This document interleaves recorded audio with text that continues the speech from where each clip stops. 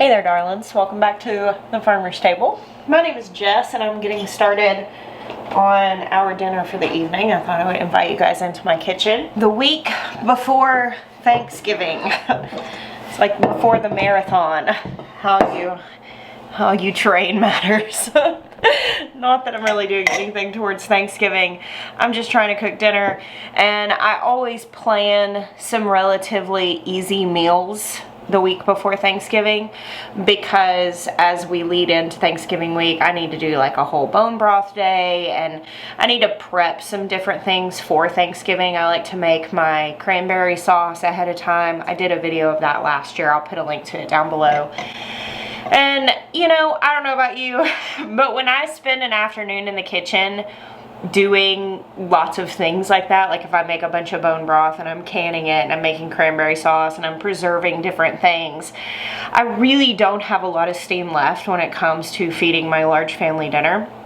So I like to kind of keep that in mind before I start a big project day and have some options. So as I was grocery shopping this week at the store, they had some good smoked sausages on a really good deal. So I grabbed a couple of packages of those, and I am utilizing them tonight. Today I'm just going to be making some sheet pan dinners. And this is the kind of thing that prior to starting this channel, I would have been like, that's not a recipe.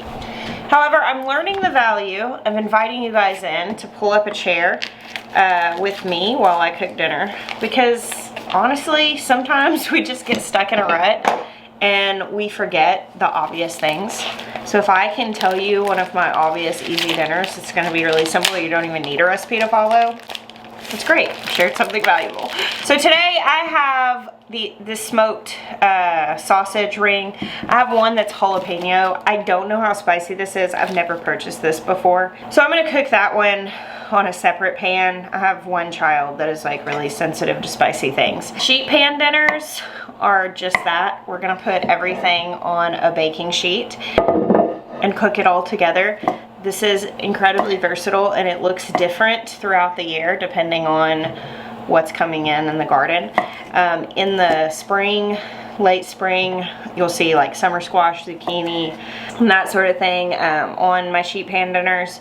In the middle of the summer, you'll see a lot of those veggies that are coming in. I'll throw cherry tomatoes on and chopped up eggplants. There's lots of things that you can put on in the summer. The fall, I like cubed pumpkin. I could do that tonight, but I have some pretty sprouted potatoes that need to get used, so the pumpkins will last longer, so we're gonna cook those potatoes tonight. And once we're into the winter and our winter crops really start coming in, you know, we'll put cabbage, Brussels sprouts, chopped kale is really good on this. Tonight I've got a bag of Brussels sprouts, because this particular period of time the garden's really just not producing a lot. I've pretty much at this point got what I've preserved. Still got some straggler peppers that are still producing. I've still got herbs, but for the most part we're eating out of the pantry right now and out of the freezer, and it's just the time of year. We probably will start harvesting more roots here pretty soon. I think I have a little bit that I could harvest right now,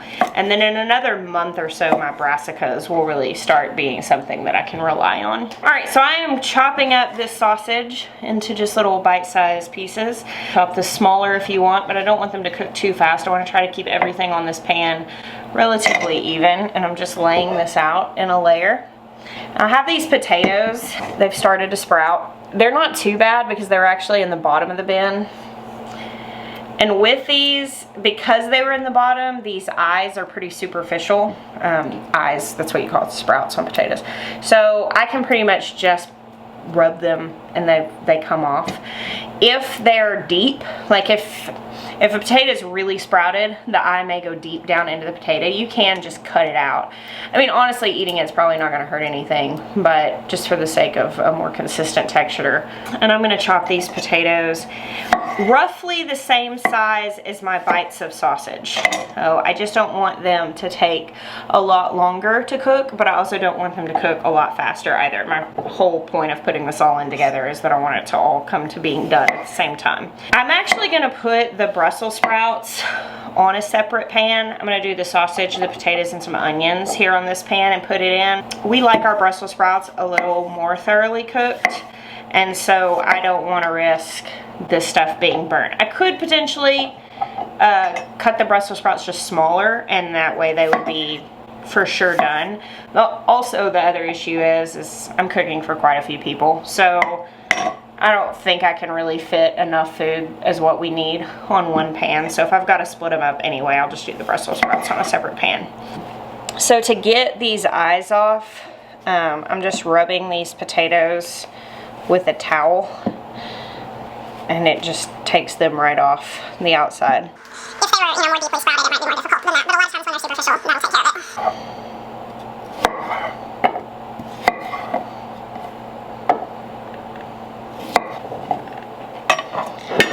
Alright, so this is what we're looking at.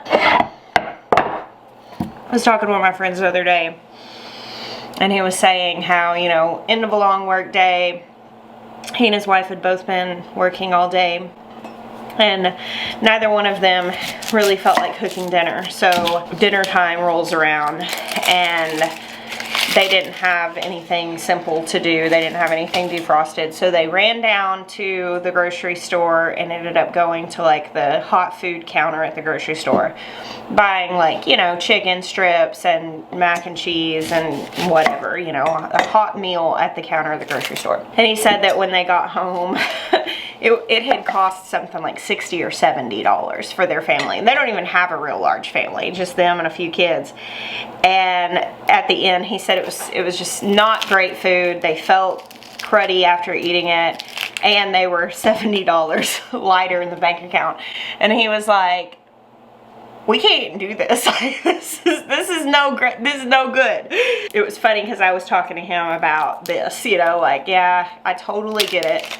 That's kind of the kind of day I'm having. It's 6 o'clock right now, and I didn't really have a very clear plan, but I knew I had this in the fridge. We were kind of forced into that way of doing things when we first moved out into the country, because when you live, for me to just run to the store and buy something prepared, it's gonna take an hour's worth of driving. By the time I get it home, it's probably gonna be cold, therefore will require being heated up. And at that point, you're already having to do something. So it just doesn't make a lot of sense. It hasn't since we've lived in the country. At our old house when we lived in Arkansas, we were even more rural.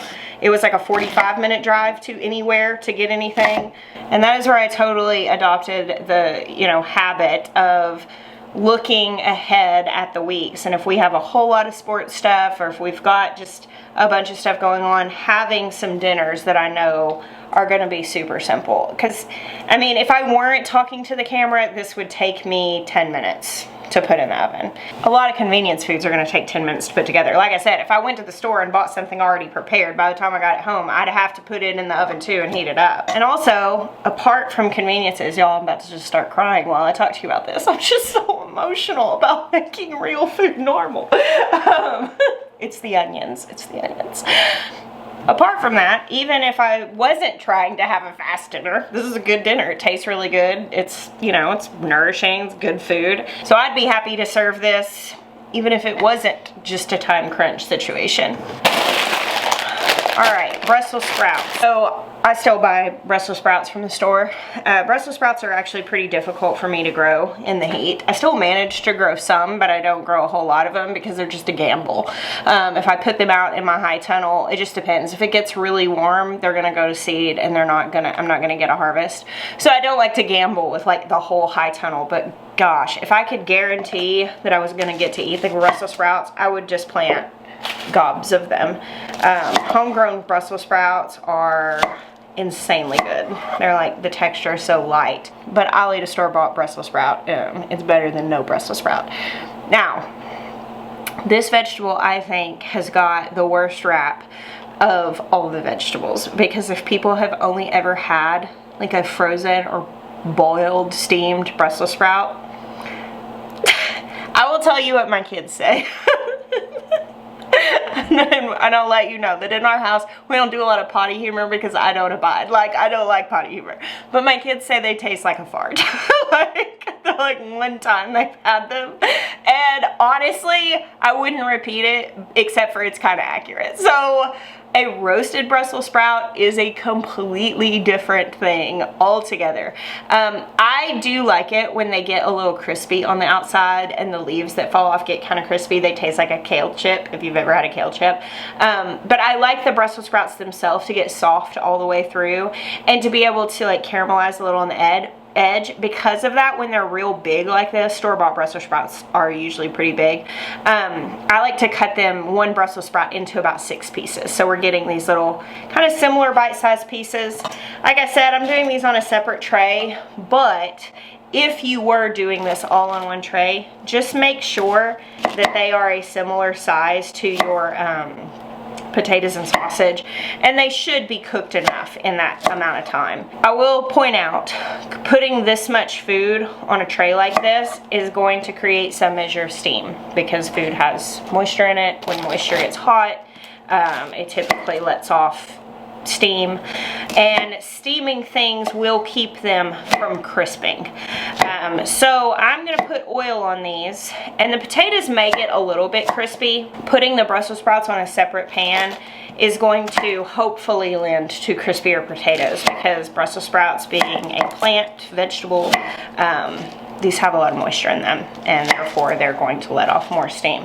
Preference, I mean, you could try it, you could see if you like them on the tray with everything else. The benefit of cooking them on the tray with everything else is they kind of take on the flavor of everything else. The onions, the sausage, because that sausage is going to let off some fat. And so the Brussels sprouts flavor might actually even be better cooked with everything else, but the texture may not be as good.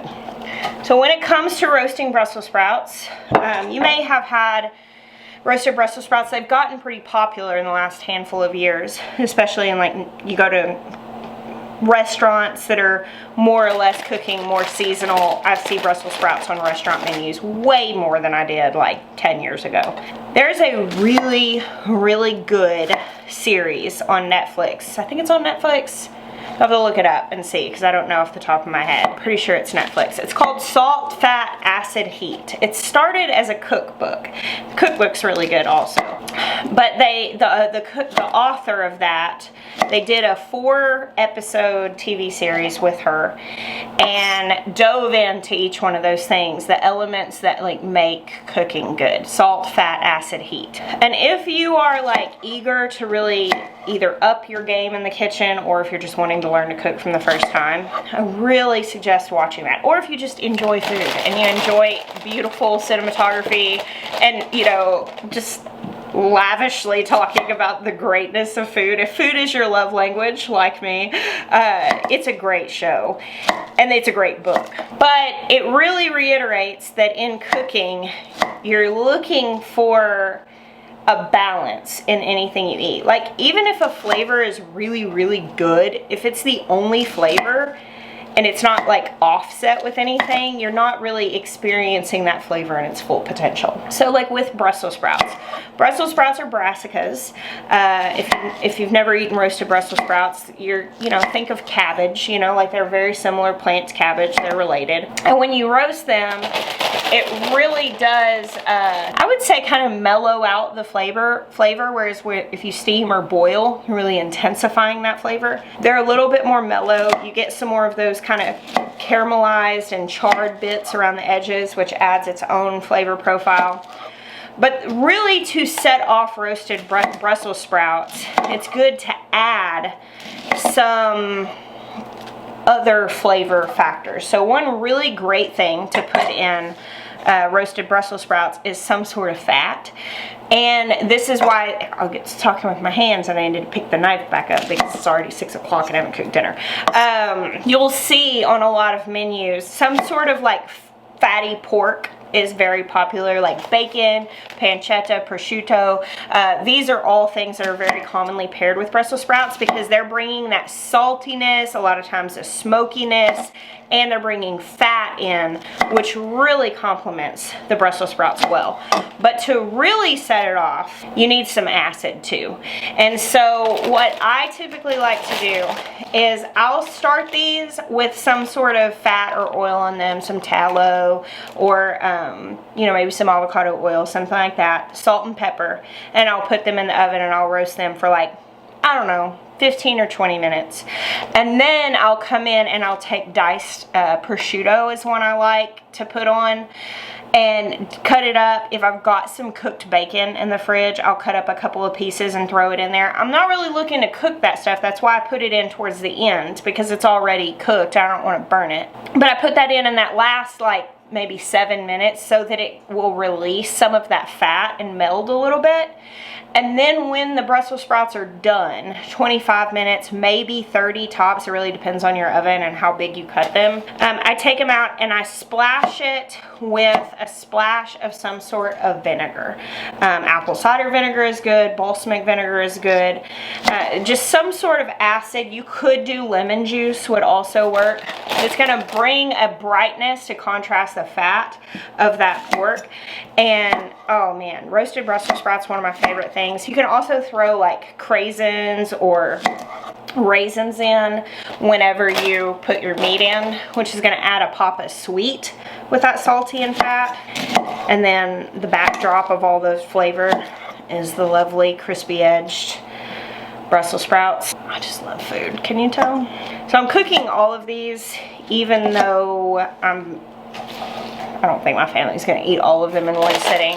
I just bought this bag last time I went to Costco and it got put in the back fridge. I didn't see it because it was out of the way and I kind of forgot about it. And right now, I'm afraid if I stick them back in the fridge that they might kind of turn and not be as good. So I'm gonna go ahead and cook them and then put the leftovers in the fridge because those we will remember and eat. All right, 2 sheet pans covered in lovely food. I've got my little bottle here of oil and I'm going to spray these for a nice coating. Let's see. If you want, I mean with either of these things, like with all this stuff on a sheet pan, anything that you decide to cook on a sheet pan, you can toss it in a bowl with oil. You will find, if you hang out with me very long, I will take a lot of shortcuts when it comes to having less things to wash. I do think it's probably better to toss it in a bowl. I mean, you get more even coverage of the oil and seasoning, but you know, it's also pretty good like this. So, all right, I'm not gonna put as much oil on these because they do have the sausage in there that's fatty. I'm also not gonna put as much salt on this because cured sausage is salty also. But I'll put a little bit on here, salt over here, pepper, both pans are gonna get that. And I've got some freeze-dried herbs here. I'm just gonna sprinkle these on this pan to add that layer. I preheated my oven to 375 degrees. I'm gonna stick both of these in there and we will check back in about 25 minutes. As I said, I'm gonna see, I don't actually know if I have any pork. I think I maybe have some prosciutto, I'm not sure. If I do, I'll add it to the Brussels sprouts in 20 minutes. If I don't, we will prevail. And you know, I started with this jalapeno sausage I was gonna cook. Once I got all that cut up, that's enough food for us. I don't need to cut up that second sausage. So I will just save that for another meal. The Brussels sprouts been cooking for about 20 minutes. I did have a couple of pieces of cooked bacon. So this is cold cooked bacon. I'm going to put this on the sheet pan, stir it in. I've already stirred this all once. Toss this throughout here. All right, check that out. Looks good. Pull the Brussels out. That's what I like. All right, so you can see kind of some nice charred bits. The larger pieces of Brussels sprouts are good and soft, and our bacon has let go of some of its fat. So I get a lot of my oils and vinegars. My friend Jim has a store in Arkansas by where I used to live. This one is a peach balsamic vinegar. I mean, any vinegar is good here. It's just going to add a pop of sweet that I really like salty and sweet together, so you know, that peach is going to give just a layer of flavor in here. And I probably put like a couple of tablespoons on top, so it's just like a good splash on there. But there we have it. Really good dinner in less than 30 minutes and about 10 minutes of hands-on time.